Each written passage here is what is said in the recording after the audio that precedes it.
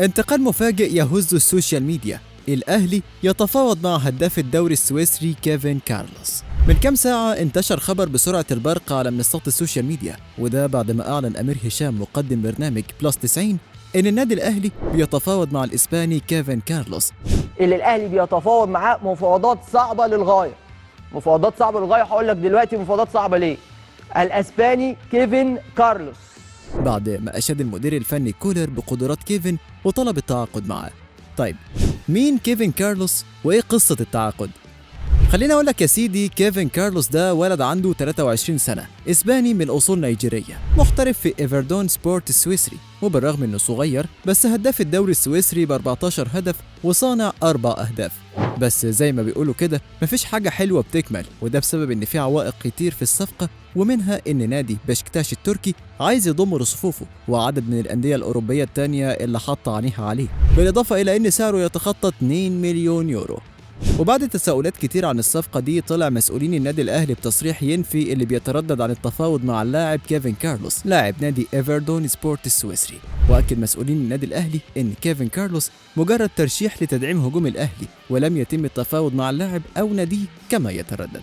وعلى الجانب الثاني، وكيل كيفن كارلوس لالو بينافيل صرح لتوضيح الأمر حتى الآن لم تحدث أي مفاوضات مع الأهلي. وتابع: هناك الكثير من الفرق الأوروبية وكذلك في السعودية التي ترغب في التعاقد مع اللاعب لأنه هداف الدوري السويسري، ولكن ليس هناك أي شيء من مصر حتى الآن.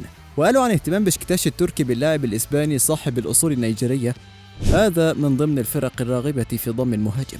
هناك كذلك فريقين في الدوري السعودي لن أكشف عنهما في الوقت الحالي. وبسؤاله عن نسبة رحيل كارلوس في الميركاتو الصيفي الحالي، قال بينافيل: سيرحل بنسبة 100% عن فريقه، رغم أن عقده مستمر حتى يونيو عام 2027. ولما تسأل عن إمكانية الانتقال إلى الدوري المصري وخاصة الأهلي بطل القارة وزعيم إفريقيا، قال: كيفن صاحب عقلية احترافية، كل شيء يعتمد على العرض الذي سيتم تقديمه. بس خليني أقول لك إن اللاعب دلوقتي بقى طريقه أخضر مع النادي الأهلي، بالرغم من كل تصريحات وكيله اللي فيها شبه تلميح إن النادي الأهلي مش الاختيار الأول، وده لأن نادي بشكتاش التركي أعلن من 48 ساعة تقريبا عن تعاقده مع مهاجم جديد، ومش أي مهاجم، ده تشيرو إيموبيلي لاعب نادي لاتسيو، واحد كان من هدافين العالم على مدار السنين اللي فاتت. وتعاقدوا معاه بكام بقى؟ ب3 مليون دولار. صفقات حلوة بتخلص بقيمة مناسبة، بس بتيجي عند النادي الأهلي وتتعقد تقريبا. حد كده تقريبا باصص لنا في الصفقات، سواء الصفقة دي تمت ولا لا. بس كيفن كارلوس لاعب شاطر وذكي ما يختلفش عليه اتنين، وده غير انه لسه في بداية شبابه، دم جديد الأهلي هيستفيد بيه، وهيكون إضافة قوية للنادي الأهلي يخلص بيه من كابوس المهاجمين اللي بيطردوه دايما، خاصة إن الأهلي محتاج دعم في مركز المهاجم، أكتر مركز كان بيعاني منه قبل وجود وسام أبو علي، المركز اللي كل مرة بنلاقي نفسنا بندور على حد جديد يقدر يضيف القوة المطلوبة لهجوم الأهلي. المشجعين دايما في حالة ترقب، مستنيين اللاعب اللي هيقدر يسد الفراغ ده ويرجع القوة الهجومية للأهلي ويكون إضافة قوية مع وسام.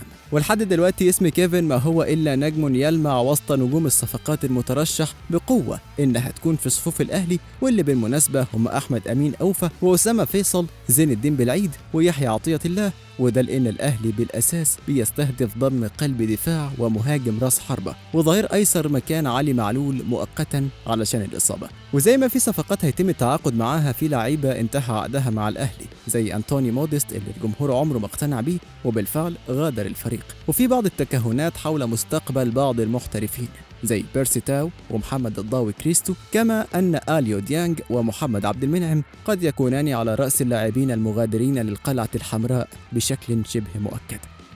صفقة كيفن كارلوس ممكن تكون هي الحل المنتظر.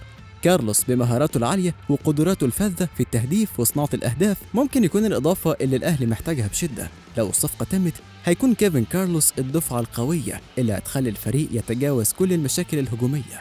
وزي ما بيقولوا كده، خبر النهاردة بفلوس بكرة يبقى ببلاش.